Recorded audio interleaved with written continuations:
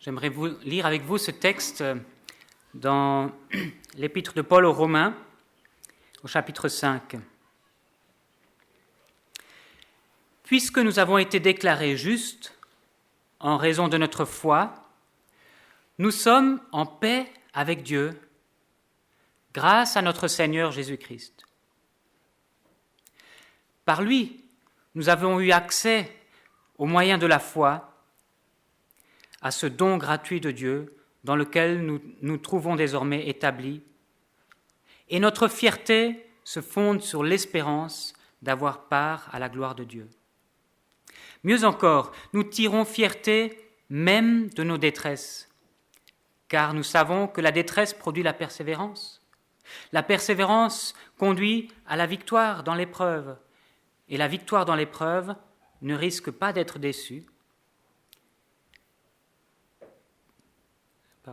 Et la victoire dans l'épreuve nourrit l'espérance. Or, notre espérance ne risque pas d'être déçue, car Dieu a versé son amour dans nos cœurs par l'Esprit Saint qu'il nous a donné. En effet, au moment fixé par Dieu, alors que nous étions encore sans force, le Christ est mort pour des pécheurs. À peine accepterait-on de mourir pour un juste. Peut-être quelqu'un aurait-il le courage de mourir pour le bien ? Mais voici comment Dieu nous montre l'amour qu'il a pour nous. Alors que nous étions encore des pécheurs, Christ est mort pour nous. Donc, puisque nous sommes maintenant déclarés justes grâce à son sacrifice pour nous, nous serons à plus forte raison encore sauvés par lui de la colère à venir. Alors que nous étions ses ennemis, Dieu nous a réconciliés avec lui par la mort de son Fils. À plus forte raison maintenant que nous sommes réconciliés, serons-nous sauvés par sa vie. Mieux encore, nous plaçons désormais notre fierté en Dieu par notre Seigneur Jésus-Christ qui nous a obtenu la réconciliation.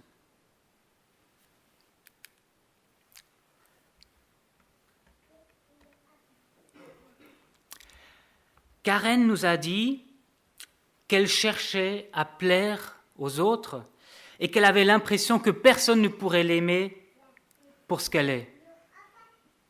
Mais quoi ? Alors, d'autres personnes, on se dirait, ok, on peut comprendre, mais Karen, non, Karen, elle ne peut pas s'imaginer qu'on ne l'aime pas pour ce qu'elle est. Je veux dire, on voit que c'est une fille intelligente et voilà, qui est dynamique et tout. Elle est gentille, tout le monde l'aime. Je pense dans la famille, c'est le cas. Parmi les amis, tout le monde l'aime. Comment est-ce qu'elle peut s'imaginer que les gens ne l'aiment pas ? Ça vous arrive aussi à vous ? Vous imaginez ne pas être aimé, ne pas être apprécié pour ce que vous êtes.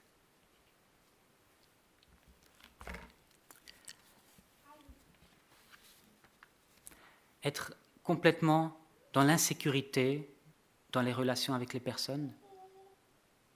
Toujours avoir besoin de prouver quelque chose.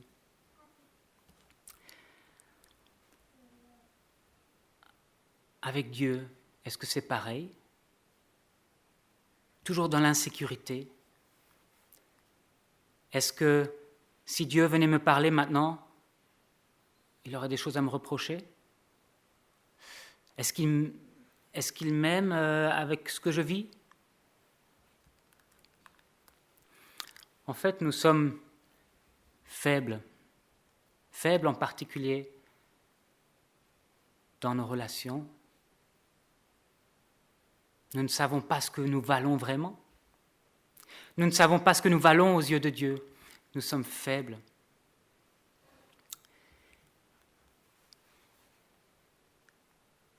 Est-ce que nous pouvons vraiment être assurés de la paix avec Dieu, d'une relation paisible, sans reproche avec Dieu ? Est-ce que nous pouvons vraiment être certains qu'entre Dieu et nous, c'est OK? Est-ce que si Dieu se présentait devant moi, je pourrais le regarder droit dans les yeux ou je serais obligé de baisser les yeux? Parce que je n'ai aucune assurance dans ma relation avec lui. Certainement, la première chose que je me dirais, si Dieu venait se présenter devant moi, je me rappellerais que je ne me suis pas vraiment préoccupé de lui. Et puis, ma conscience me dirait qu'il y a quelque chose qui cloche dans ma vie, qui n'est pas juste.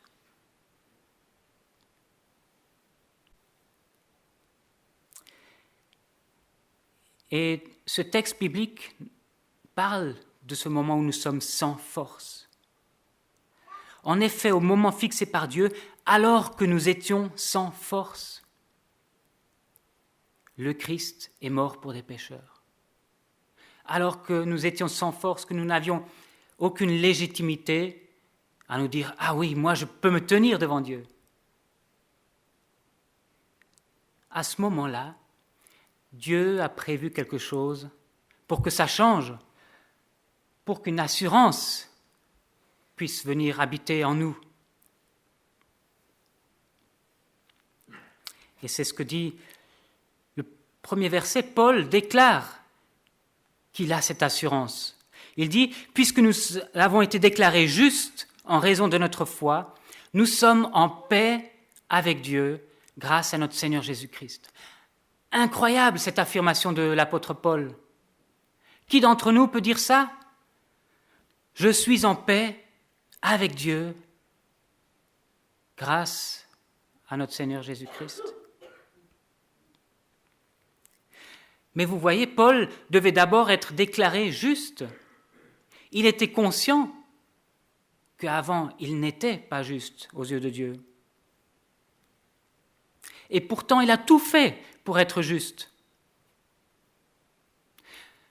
Vous vous souvenez peut-être de Jésus quand il rencontre un certain nombre de religieux, de pharisiens, de religieux juifs, comment il réagissait?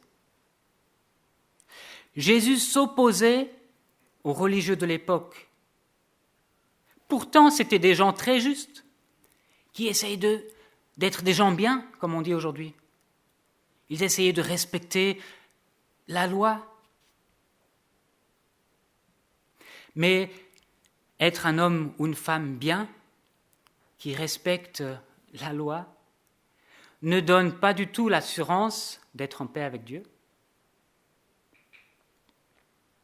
En fait, Jésus avait en horreur ces gens qui par devant semblaient être des saints, mais qui par derrière avaient leurs petits arrangements quand ça les avantageait, quand ça ne se voyait pas. Eux-mêmes, ces gens religieux, disaient « Moi, je suis juste, je fais tout ce que Dieu m'a demandé. » Mais ce n'est pas parce qu'on dit qu'on est juste que c'est réellement le cas. Ce n'est pas parce qu'on dit qu'on est quelqu'un de bien que c'est réellement le cas. Dans ces rencontres, Jésus attendait plutôt des gens honnêtes, des gens qui étaient d'accord de montrer à Jésus qui ils sont réellement et qui reconnaissaient qu'ils étaient sans force pour être en paix avec Dieu.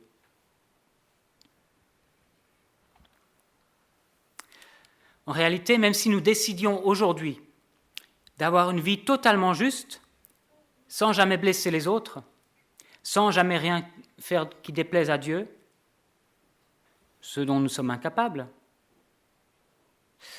eh bien, même si on décidait aujourd'hui de vivre cette vie-là, nous ne saurions jamais compenser le fossé dans notre relation avec Dieu que nous avons mis entre nous et Dieu avec toute notre injustice que nous avons vécue jusqu'à aujourd'hui. Et peut-être que ce ne sont pas des grandes choses, mais il suffit que nous ayons vécu notre vie par notre propre volonté, sans vouloir chercher celle de Dieu, et ça a créé un fossé entre nous et Dieu. Alors maintenant qu'il y a un fossé entre nous et Dieu, maintenant qu'il n'y a pas la paix entre nous et Dieu, comment résoudre cela? Comment on fait quand deux enfants se sont disputés? On les force un petit peu, on leur dit maintenant vous vous serrez la main, ça suffit. C'est ton copain, ça aussi, et vous vous pardonnez. Allez, tu les dis, je te demande pardon, voilà, et vous pardonnez. Je ne suis pas sûr que ce soit toujours efficace. Mais le pardon est la seule manière d'enlever ce fossé dans une relation avec quelqu'un avec qui nous ne sommes pas en paix. Le pardon est indispensable. Et contrairement à deux enfants qui se disputent, dans notre relation avec Dieu, c'est asymétrique. C'est-à-dire que ce n'est pas chacun sa faute, chacun sa part. Mais Dieu doit tout pardonner et nous avons besoin du pardon de Dieu pour tout ce que nous avons fait de travers. Pour trouver la paix de Dieu, et avec Dieu, il est donc indispensable de demander pardon à Dieu. Et ce texte nous montre quelque chose d'incroyable. C'est que Dieu a été prêt à pardonner. Il l'a fait à sa manière, parce que Dieu est saint. Et la Bible nous montre depuis le départ que quand il y a une offense contre Dieu, il ne suffit pas juste d'aller lui serrer la main, mais il est saint. Ça demande réparation. Ça demande qu'une vie soit ôtée, que le sang coule. Dans l'Ancien Testament, on voit ces sacrifices qui étaient rendus. Et arrive Jésus-Christ, qui offre sa vie comme sacrifice pour le pardon des péchés à la croix. Voilà la manière dont Dieu procède pour nous pardonner.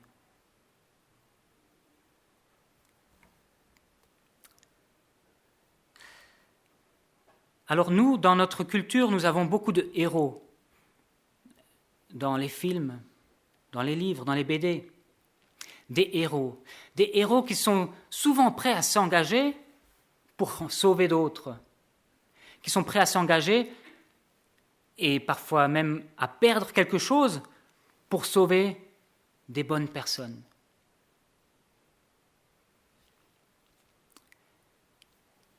Mais ce qui est incroyable avec Dieu, et que nous dit ce texte,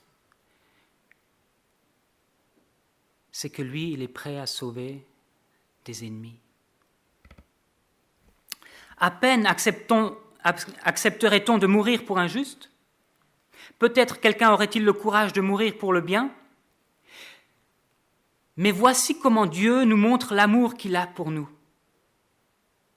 Alors que nous étions encore des pécheurs, le Christ est mort pour nous. Et un peu plus loin, verset 10, « Alors que nous étions ses ennemis, Dieu nous a réconciliés avec lui par la mort de son Fils. À plus forte raison, maintenant que nous sommes réconciliés, serons-nous sauvés par sa vie. » C'est la preuve ultime de l'amour de Dieu pour nous. Il n'a pas attendu que nous soyons des gens bien pour nous aimer. Il n'a pas attendu que nous le cherchions et que nous lui demandions pardon pour nous aimer. Il a pris les devants. Il savait que nous étions sans force, incapables de le chercher, incapables de construire quelque chose, un pont qui allait vers lui. Alors, toute l'humanité était l'ennemi de Dieu, pécheur, et c'est là qu'il a inventé ce plan incroyable. Il allait envoyer son Fils Jésus-Christ dans le monde pour porter les péchés à la place de tous ceux qui l'accepteraient. À la place des ennemis. À la place des ennemis.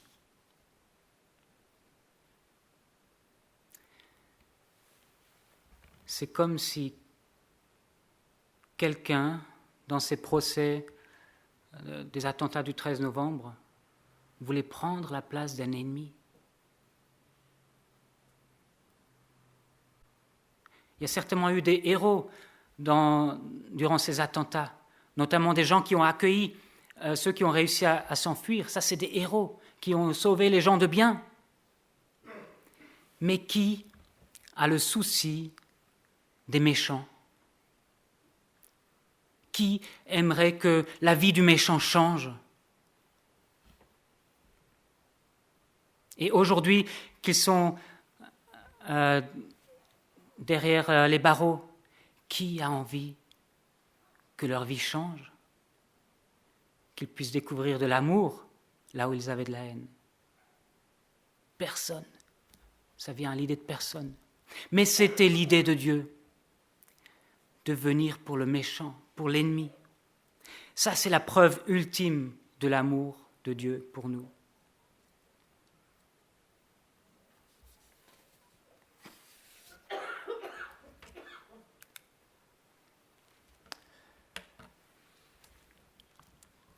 Alors maintenant, il y a quand même quelque chose qui dépend de nous.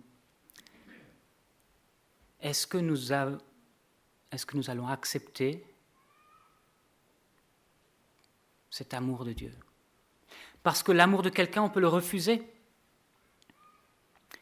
On peut dire, non, je ne veux pas de ton amour. Je ne veux pas de ton pardon. Je te dois rien. Voilà ce qu'on peut dire à Dieu. Je te dois rien.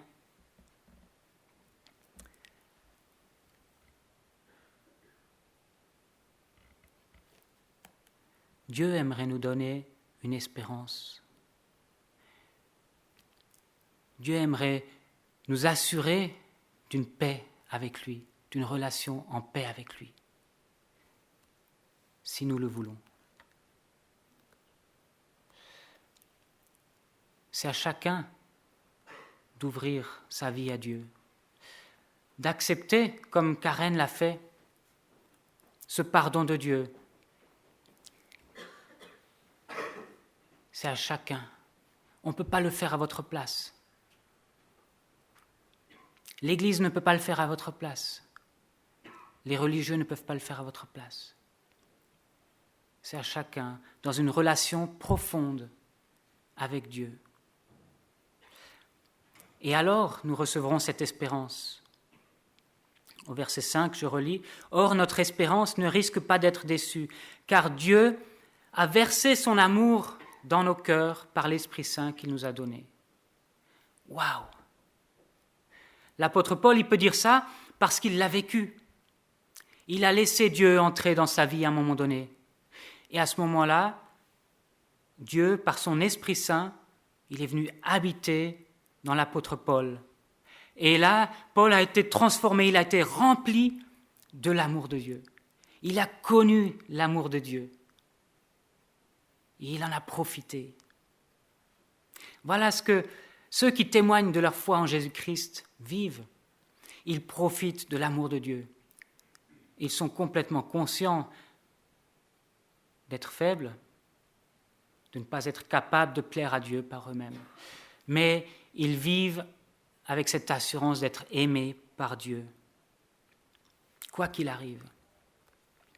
Et c'est sur la base de cette relation avec Dieu que nous pouvons construire, grandir avec Christ. La vie avec Dieu, ce n'est pas juste avoir un tampon, avoir une carte de baptême, avoir un nom. Je suis chrétien, je suis protestant, évangélique, etc. La vie avec Dieu, ça transforme la vie. C'est jour après jour.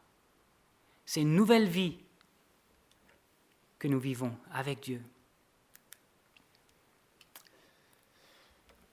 Alors peut-être que vous avez du mal à croire que Dieu vous aime. Tout comme Karen avait dit qu'elle avait du mal à croire que les gens l'aimaient. Peut-être vous vous dites, moi je ne vaux rien. J'ai jamais trop fait attention à Dieu jusqu'à aujourd'hui. Eh bien, Dieu nous a donné une preuve ultime de son amour. Pour vous, pour chacun d'entre vous. Il suffit de lui ouvrir votre vie. Peut-être que vous vous dites, l'amour de Dieu, oui, mais j'ai encore besoin d'autre chose, j'ai encore besoin d'autre amour.